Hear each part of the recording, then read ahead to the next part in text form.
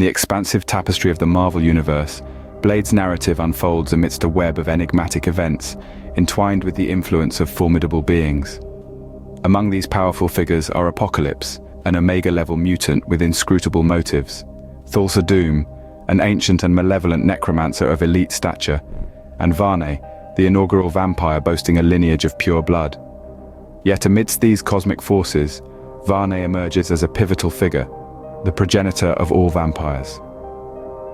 With a bloodline untainted by impurity, Varnae possesses the ability to exert mind control over vampires across vast distances. His stature, being able to reach 25 feet, stands as a testament to his ancient and occult nature. Our tale commences with Thulsa Doom, an undead sorcerer driven solely by a malevolent desire to sow chaos and havoc, indifferent to the sanctity of human life. Within the shadows, Thulsa Doom assumes the role of the cult leader for the Darkholders, an occult group known for their frequent utilization of the dark and forbidden tome, the Darkhold. Varnae was once a mere mortal, and member of the Darkholders who was fatally wounded. Seeing an opportunity, Thulsa Doom used the Darkhold to revive him, transforming him into an ancient primordial creature of the night, the first vampire. But Thulsa had a grander plan in mind. He didn't just want to save Varnae's life, he wanted to enslave him, to create a powerful being that would do the Darkholder's bidding. Varnae, now a powerful entity, found himself pitted against powerful adversaries such as Thor. Remarkably, he stood as the strongest vampire ever known, except for Dracula. Despite being under the dark influence of the Darkhold, Varnae drew unparalleled power from its malevolent pages, making him a force to be reckoned with. Thulsa Doom's reign ended with his death, causing the Darkholders to fracture. Varnae, now free from Thulsa's control, turned some members into vampires, but their abilities were limited compared to his own. Varnae deliberately weakened the turned vampires, ensuring their diminished strength and capabilities. This strategic decision was a calculated move to guarantee that no vampire, including the turned ones, could ever pose a substantial threat to him, by intentionally limiting their powers. Meanwhile, in a separate realm of conflict, Dracula, also known as Vlad the Impaler, waged war against the Ottoman Empire. In the midst of battle, he suffered a grievous wound inflicted by Ensaba Nur, also known as Apocalypse. Seeking aid, Dracula was tended to by a mysterious healer named Leander, unbeknownst to him a covert agent under Varnae's command. With a clandestine mission to turn Dracula into a vampire, Leander became a crucial player in this unfolding supernatural destiny. In the shroud of secrecy, Leander covertly drank and drained Dracula of his lifeblood while he lay unconscious. Upon awakening, Dracula found himself transformed into a vampire, gripped by a newfound thirst for vengeance. Blaming Romani, the city where his transformation transpired, he launched a ruthless attack, holding them responsible for his altered existence. In the midst of this chaotic spree, Varnae communicated telepathically with Dracula, urging him to come. Promising revelations, Varnae summoned Dracula to his presence, where Leander and Nimrod, a vampire lord in service to Varnae, awaited. As Dracula approached, Nimrod initiated a brutal test of strength, engaging in a fierce battle. In a display of power, Dracula swiftly decapitated Nimrod, holding the severed head above his mouth, savoring his blood in a symbolic gesture of dominance. Varnae, smiling knowingly, pointed to Leander, unveiling her as the orchestrator of Dracula's transformation. Without hesitation, Dracula seized a wooden stake, planted it firmly into the ground, and with a ruthless determination, impaled Leander's body, the stake piercing through her heart and mouth in a swift and decisive act of retribution. Varnae, moving with unnatural speed, seized Dracula by the neck, effortlessly lifting him from the ground. With a cryptic tone, Varnae, with an evil grin, uttered, "You have no idea of the events about to unfold." Setting Dracula down, Varnae continued enigmatically, "Drink if you seek true power." Without hesitation, Dracula partook, and in that moment, Varnae transferred a substantial portion of his unique abilities through the blood, anointing Dracula as his chosen successor.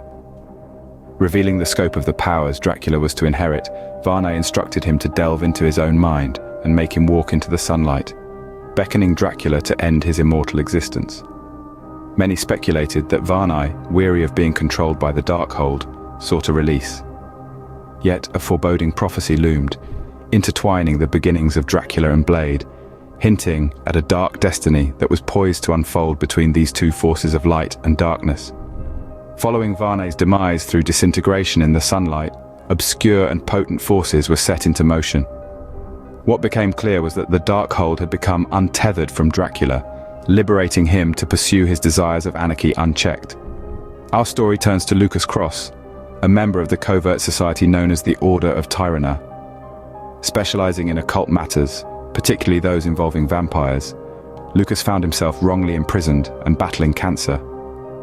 In the throes of this adversity, he was on the brink of fatherhood, as his wife Tara Brooks carried their unborn child. As Tara went into labor, the doctor attending to her was none other than Deacon Frost, a sinister vampire with a penchant for feeding on pregnant women in labor. In a horrifying turn of events, Deacon Frost succumbed to his insatiable thirst, feasting upon Tara Brooks and passing a unique set of enzymes to the unborn child. The result?